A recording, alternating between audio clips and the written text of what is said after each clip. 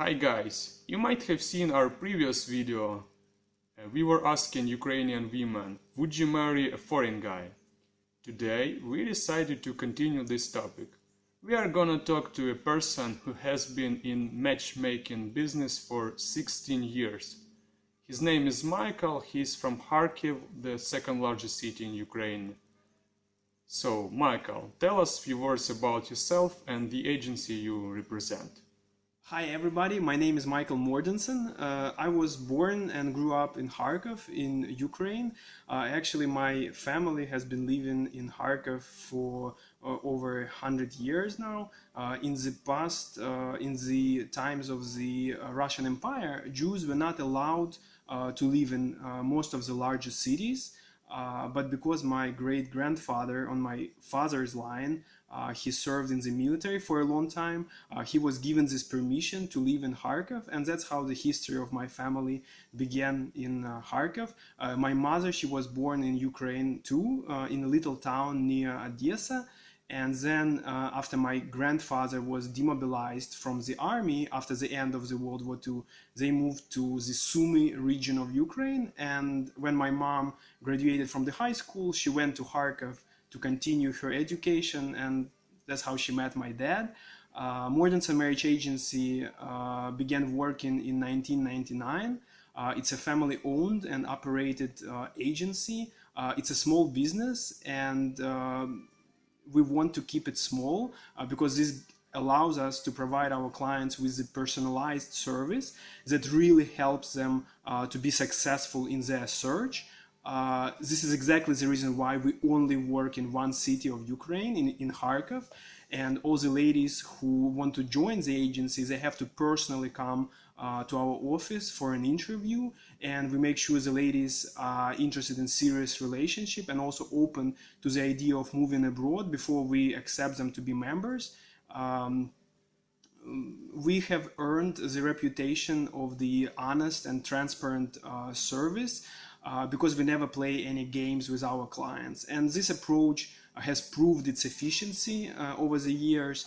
Next Thursday, June 23rd, I'm invited to yet another wedding of our clients. The groom is from Canada, and he came to Kharkov in January 2016, so January this year, and now they're getting married. And he actually came to Kharkov in January with his friend, and his friend is already married, so it really works.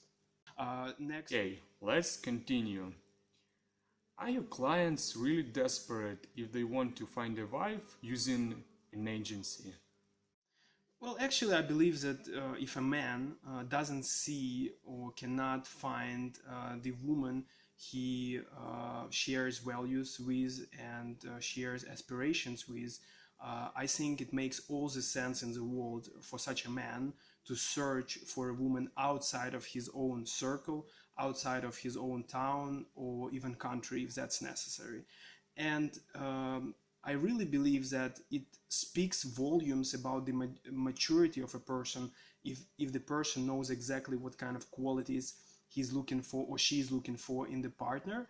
And it's also a very good foundation for the success of the future relationship. So to answer your question, men come to the agency not because they cannot find any woman in their country. It's because they want to find the right one. The kind of woman who will appreciate her man and respect him by allowing him to be a real man. And the same is true for the women. They are wonderful, intelligent, attractive ladies who want to find a man who will appreciate those qualities and won't take them for granted. So, I don't know all details about how it works. So can you explain the whole procedure from the moment client enters your website? I can talk about it for hours. I've been doing it pretty much my whole adult life. So I'll make it brief. You can break this whole process into three parts. The first part is when a man sends his introduction letter and his pictures to the ladies to find out who is interested in him and who is not. We offer our verified clients an opportunity to send the introduction letter and pictures to any number of ladies absolutely free of charge. The translation of the letter, the delivery of the letter to the ladies, and also the translation of the replies of the ladies who are interested, it's all free. It's a very simple reality check so that a man can see exactly who is interested in him and who is not. Then the second stage is the communication with the ladies in prior to the personal meeting. This communication is happening through the letters, it's happening through the Skype calls, it's happening through the phone calls, and I cannot overestimate the importance of this stage because mainly for two reasons. First, during this communication, a man and a woman, they can see exactly and establish how much common ground they have in terms of their values, in terms of the views on life, in terms of their aspirations and goals in life. So even before they meet in person, they already know so much about each other, and they can ask the important questions to each other, get the answers, of course. And the second reason is that you basically create this amazing bond. So when you actually meet in person, so we will move to the third stage now. When you actually meet in person, when a man comes to Kharkov to meet the ladies in person, they do not feel like strangers. It's an amazing thing. Even though this is the first time you ever meet in person, you do not feel like strangers to each other, and it's very valuable because it helps you start your relationship a lot easier, and it shows its efficiency. This approach shows its efficiency, so it really works. And basically, people meet in person, and then they take it from there. Normally, guys communicate with several women, and then they come to Kharkov to meet them. We arrange the first meetings, the initial meetings, to be pretty short, so that a man can meet all the ladies he's interested in within a couple of first days after he arrived in Kharkov, in Ukraine. And those meetings are pretty short. So after all the meetings are gone, he can concentrate on the lady, or maybe sometimes ladies he had the best mutual chemistry with, and take it from there. Okay. But why to use a marriage agency? Isn't it easier just to meet people on internet? Of course, you can meet your soulmate in internet, just like anywhere else, at work, in the street, on vacation. It's just a matter of probability. Our clients, they are interested and they're looking for serious relationships, and they don't want to waste time on communication with somebody who may be A, not even exist, and B, may not have any serious intentions whatsoever. In the Mortensen, we have the verification process for both male and female clients. The ladies who are members of the agency, as I said before, they have to personally come to our office for an interview, and we talk to them to make sure they're interested in serious relationship, and also that they are ready to leave Ukraine and move to another country if they meet the right person in the agency.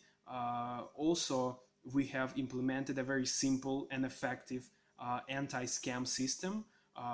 Basically, the idea is that if a lady gives us any reason to believe that her intentions are not genuine, we simply remove her from the agency, and this is the end of the story. So, is the difference between the Western culture and Ukrainian culture so huge? Does it make harder for foreign men and Ukrainian women to build relationships? Well, I don't think the differences between Ukrainian and Western culture are so huge. Of course, there are differences. There are many little things which you can, of course, see when you come to United States. You will notice many differences. You know, in Ukraine, when you come home, you definitely take your shoes off. And if you come to someone's place, if you are invited to someone's place and don't take your shoes off, this will be, people will look at you like you are strange, But in terms of things which really matter, I don't think we have really huge differences, and especially because most of the Western world is based on the European culture and European philosophy, and Ukraine, of course, is a European country. And in terms of whether the differences are making the relationship more difficult for the Ukrainian women and American men or Western men, I tend to believe that it's actually other way around. It actually is helping people to build stronger relationships, because if you think about it, a couple that starts a relationship in the agency, for example, they meet in the agency. In the beginning of their relationship, they have so many challenges. Just to meet in person, a man travels halfway, around the world, and then a woman, sometimes she needs to learn English or some other language to be able to communicate with him well. Some ladies now, they speak pretty good English, but anyways, there are challenges, to get the visa. It's a challenge then when a lady comes to the new country, she needs to get adjusted to this new country. And it's also a huge challenge, the language, the people, the customs. And of course, the man has to be there for her to help her. But all of those things, what I'm trying to say is that all of those things, if two people are right for each other, they are making those challenges, those difficulties, they're bringing them closer to each other, and they're making this relationship stronger. And of course, when you have a person who comes from a different culture, comes from a different background, you have so many things to learn from that person: holidays, traditions, food, and there are so many interesting things to learn about each other. So I think it's actually a great thing for the couple. Is it hard for Ukrainian women to get used to living abroad? And do they miss home? Not so much home, but your family and probably your friends as well. So I think it's a natural thing that anybody would miss family if you move to a different country.